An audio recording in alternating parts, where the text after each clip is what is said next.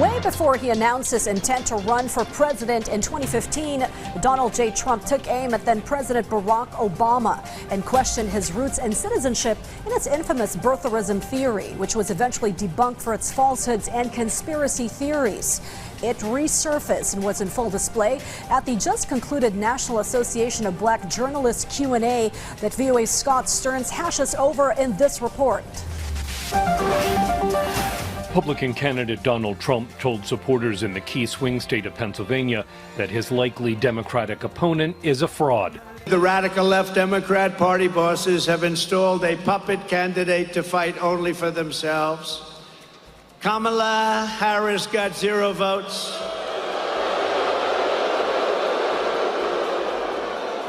She's totally scripted, owned, and controlled by the donors and the power brokers who created her campaign and who rip off our government and make billions and billions of dollars. Former President Donald Trump.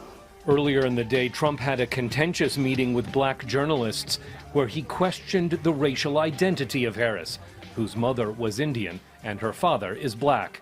She was always of Indian heritage, and she was only promoting Indian heritage. I didn't know she was black until a number of years ago when she happened to turn black, and now she wants to be known as black.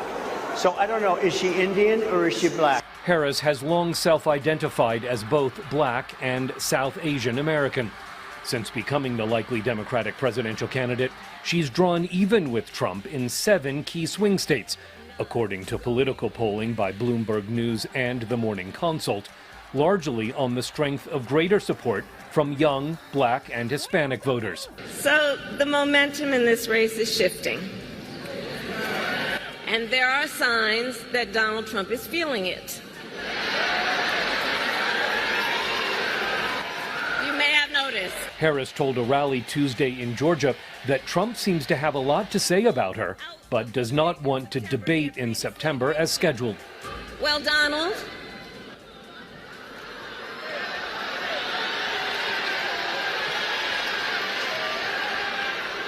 I do hope you'll reconsider to meet me on the debate stage.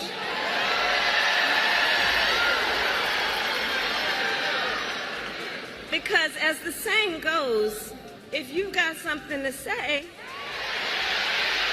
say it to my face. Harris is expected to announce her vice presidential pick in the coming days and still has the party's convention in Chicago to help convince voters that she's a better choice than Trump. In North Carolina, voter Wanda Cherry says she's excited about the Democratic Party switch from President Joe Biden to Harris. I'm glad that the president realized that we need somebody younger to run the country, somebody that has the smarts and the willingness to run. Georgia voter T. Stanley does not believe Harris is ready to be president. First, her being the candidate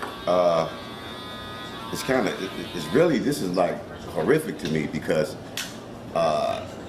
first of all, she's not prepared to be president, and it seems like she's already president now. Georgia voter Phil Ownby says Harris has reinvigorated the presidential race. I will vote for her, and I'm excited to do so. I generally think she may be a little liberal on certain issues, but in order to safeguard our democracy, I definitely vote for her. In California, voter Marina George says Trump's support is strong enough to defeat any challenger.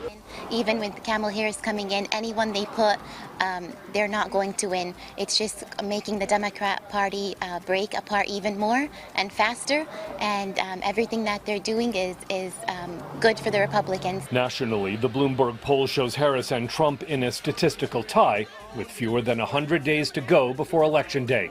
Scott Stearns, VOA News.